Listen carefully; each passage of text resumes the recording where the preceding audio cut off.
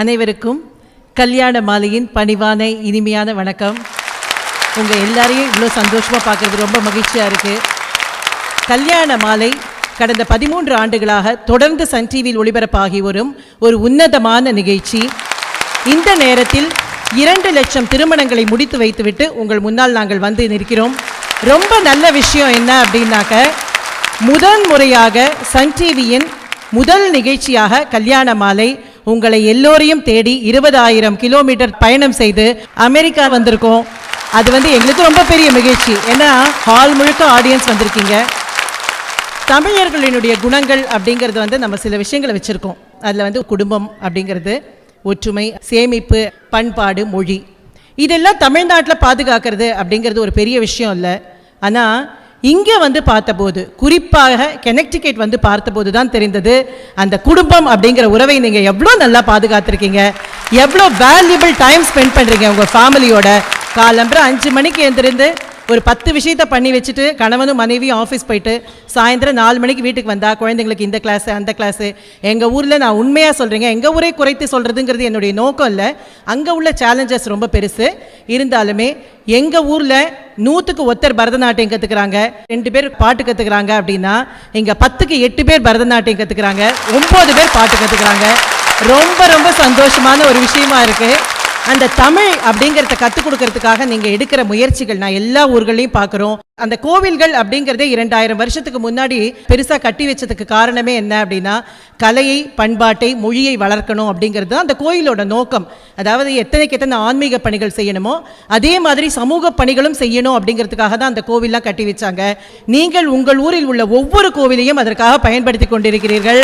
தமிழை வளர்ப்பதற்கு, தமிழ் கிளாஸ் எடுக்கிறதுக்கு எத்தனையோ பிஸியாக இருக்காங்க. டாக்டராக இருக்காங்க, இன்ஜினியராக இருக்காங்க, என்னென்னவோ வேலையில் இருக்கிறாங்க. ஆனால் என்ன கேட்டாலும் ஞாயிற்றுக்கிழமை தான் தமிழ் கிளாஸ் எடுக்கிறேன் அப்படின்னு சொல்கிறாங்க. இதெல்லாம் கேட்கும் பொழுது ரொம்ப ரொம்ப சந்தோஷமாக இருக்குது. அதே மாதிரி நான் எல்லாருடைய பல பேரோட ஒவ்வொரு முறை வரும்பொழுது பேசியிருக்கேன்.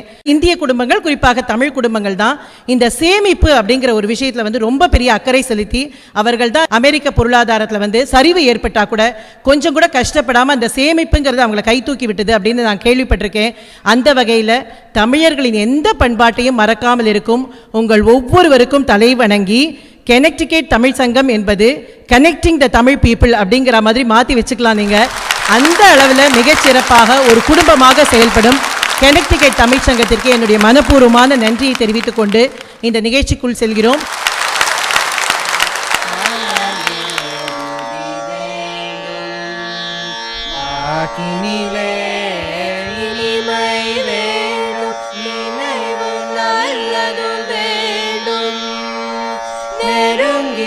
பொருள் கைப்பட வேண்டும், மனதில் உறுதி வேண்டும், கனவு மெய்ப்பட வேண்டும், ஆவது விரைவில் வேண்டும், தனமும் இன்பமும் வேண்டும், தரணியிலே பெருமை வேண்டும், தரணியிலே பெருமை வேண்டும், தரணியிலே பெருமை வேண்டும்.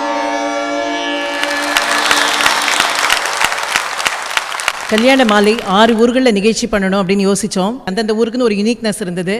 ஆனால் கனெக்டிகேட்டில் நாங்கள் பேசும்பொழுது ஒரு பெரிய நம்பிக்கை வந்தது. அதுக்கு காரணம் திரு நம்பி ஸ்ரீனி அவர்கள். அவர்கிட்ட கொடுத்தா நம்பி எந்த விஷயத்தையும் கொடுக்கலாம் அப்படிங்கிற தைரியம் எங்களுக்கு வந்தது. அந்த தலைவர் நம்பி ஸ்ரீனி அவர்கள் வரவேற்புரை. இந்த கல்யாண மாலை பட்டிமன்ற நிகழ்ச்சியை நடத்த வந்திருக்கும் திரு மோகன் மற்றும் திருமதி மீரா குழுவினரை நம் கனெக்டிகேட் தமிழ்ச்சங்கத்தின் சார்பில் வருக வருக என வரவேற்கின்றோம். நம் தமிழ்ச்சங்கத்தின் இந்த விசேஷமான முக்கியமான நிகழ்ச்சிக்கு மேலும் மெருகூட்ட பட்டிமன்றத்தின் தலை சிறந்த பேச்சாளர்களான தமிழறிஞர் பேராசிரியர் சாலமன் பாப்பையா, திரு ராஜா மற்றும் திருமதி பாரதி பாஸ்கர் அவர்களையும் நம் கனெக்டிகேட் தமிழ்ச்சங்கத்தின் சார்பில் வருக வருக என வரவேற்கின்றோம். இவர்கள் மட்டும் போதுமா? இவர்களின் அருமையான மற்றும் நகைச்சுவையான பேச்சாளர்களை கேட்பதற்கு ஓடோடி திரளாக வந்திருக்கும் பார்வையாளர்களான உங்கள் அனைவரையும் நம் தமிழ்ச்சங்கத்தின் சார்பில் வருக வருக என இருகரம் கூப்பி வரவேற்கின்றேன்.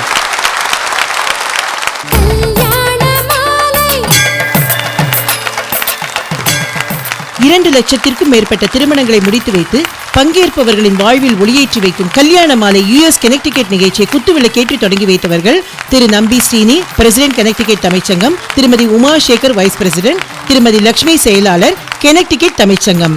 தொடர்ந்து குத்துவிளக்கேற்றி சிறப்பித்தவர்கள் RMKV சார்பில் திருமதி நளினி, திரு சுரேஷ் ரங்காச்சாரி யூனிஃபினா, திரு ஸ்ரீனிவாசன், விவந்தா பில்டர்ஸ். குத்துவிளக்கேற்றி வாழ்த்திய உள்ளங்களுக்கு எங்கள் மனமார்ந்த நன்றி. தொடர்ந்து தமிழ் பணியும் சமூக பணியும் ஆற்றி வரும் கனெக்டிகேட் தமிழ்ச்சங்கத்தை கல்யாண மாலை வாழ்த்தியது. 2 லட்சம் திருமணங்களின் நிறைவை பாராட்டி கல்யாண மாலையை கனெக்டிகேட் தமிழ்ச்சங்கம் பாராட்டியது.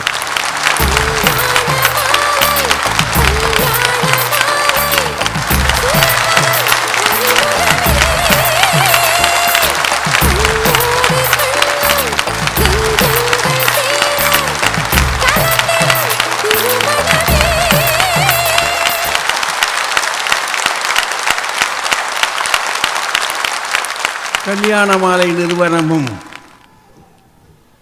கனெக்டிகேட் தமிழ்ச்சங்கமும் இணைந்து நடத்துகின்ற இந்த நிகழ்ச்சிக்கு மிகச் சிறப்பாக வருகை தந்து எல்லாரையும் பாராட்டி கொண்டிருக்கின்ற அன்பர்களே, நண்பர்களே, தாய்மார்களே, இளைஞர்களே, குழந்தைகளே, மேடையில் அமர்ந்திருக்கின்ற பட்டிமன்ற அறிஞர் பெருமக்களே, உங்கள் அத்தனை பேருக்கும் என்னுடைய பணிவான வணக்கத்தையும் தீபாவளி திருநாள் வாழ்த்துக்களையும் கூறிக்கொள்கிறேன். கல்யாண மாலை மோகன் அவர்கள், திருமதி மீரா நாகராஜன் அவர்களும் எதை தொட்டாலும் துலங்குகிறார் போல முறையாக செய்வார்கள்.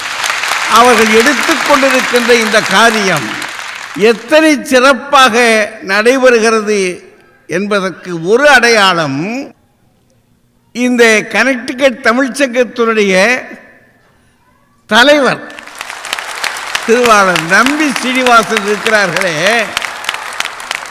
அவரோடு கூட இணைந்து நடந்து இருக்கின்ற உறுப்பினர்கள், செயற்குழுவினர் மிகச் சிறப்பாக திட்டமிட்டு காரியமாற்றிக் கொண்டிருக்கிறார்கள். இது உண்மை, வெறும் புகழ்ச்சி இல்லை. முறையாக தமிழ்ச்சங்கம் இங்கே இயங்குகிறது.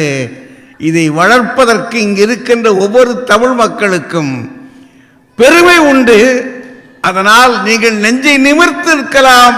நான் கனெக்டிகேட் தமிழ்ச்சங்கத்தின் உறுப்பினர் என்று சொல்லிக் கொள்வதில் நீங்கள் பெருமைப்படலாம் என்று சொல்லி உங்களை வாழ்த்திக் கொள்கிறேன். நீங்க கொடுத்திருக்கிற தலைப்பு என்ற என்றென்றும் கை கொடுப்பது யார்? உறவா இல்லை நட்பா? பரிமேலழகர் ஒரு பெரியவர் திருக்குறளுக்கு உரை எழுதுகிற போது மனிதர்களை பகுத்து சொல்கிறார். நம்ம பிறந்தோம்னா முதல்ல நம்ம சந்திக்கிறது உறவைத்தான். அந்த உறவு தாய், தகப்பன், அப்புறம் நம்மளே ஒரு கணவன், மனைவி, நமக்கு பிள்ளைகள், தாய் வழி உறவு, தந்தை வழி உறவு, இது எல்லாம் சேர்ந்து சொந்தங்கள் சேர்ந்த இது எல்லாம் மொத்தம் ஒரு உறவு. இதெல்லாம் எங்கள் சொந்தக்காரங்க, எங்கள் உறவுகாரங்க, இவ்வளவுதான். இன்னும் கூட முன்னாடி காலத்துல எல்லாம் 7 பிள்ளைங்க 8 பிள்ளைங்கன்னு பெற முடிஞ்சிச்சு. ஆசையும் இருந்துச்சு, நேரமும் இருந்தது. அன்னைக்கு பிள்ளைகளை வளர்க்குறதுக்கு சட்டக்கட்டை போடணும்னு அவசியம் இல்லை. சட்டில் பெறலாம், சட்டம் போடாமலே வளர்க்கலாம். இப்போ எத்தனை துணிமணி. அதனால் 2 பிள்ளைகள் இல்லை, இப்போல்லாம் ஒரு பிள்ளை.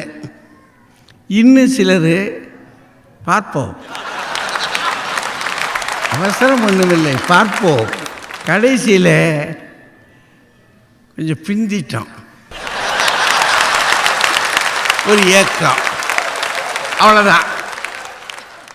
இப்படி வாழுகின்ற இந்த வாழ்க்கையில் நமக்கு உறவுகள் கொஞ்சம்தான்.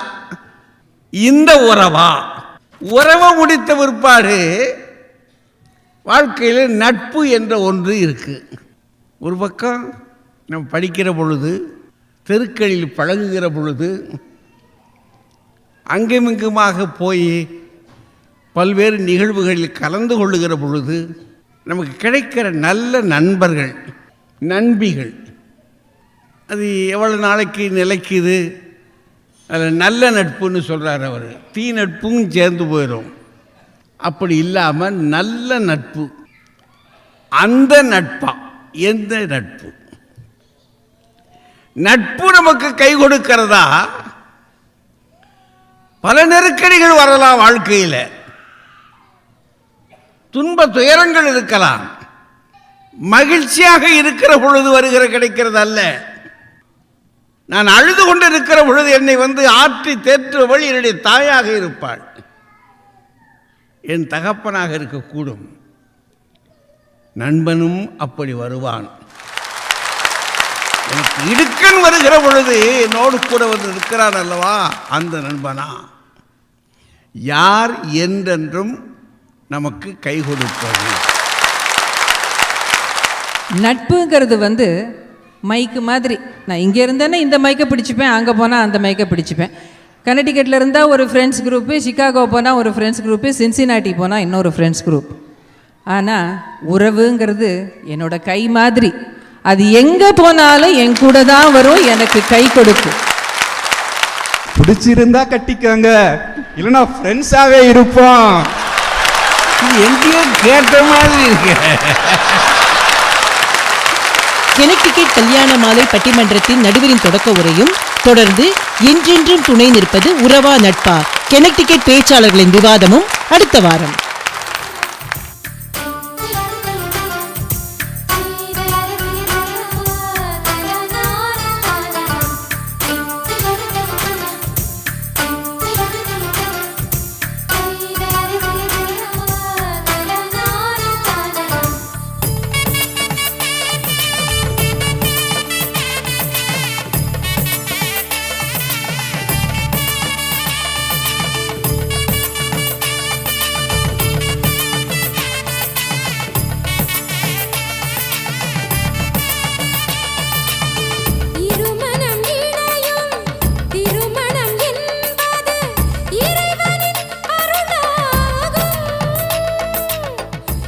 உங்கள் வீட்டு வரனுக்கு மிகச் சிறப்பான இல்வாழ்க்கை துணை அமைய பதிவு செய்து கொள்ளுங்கள் KMmatrimony.com.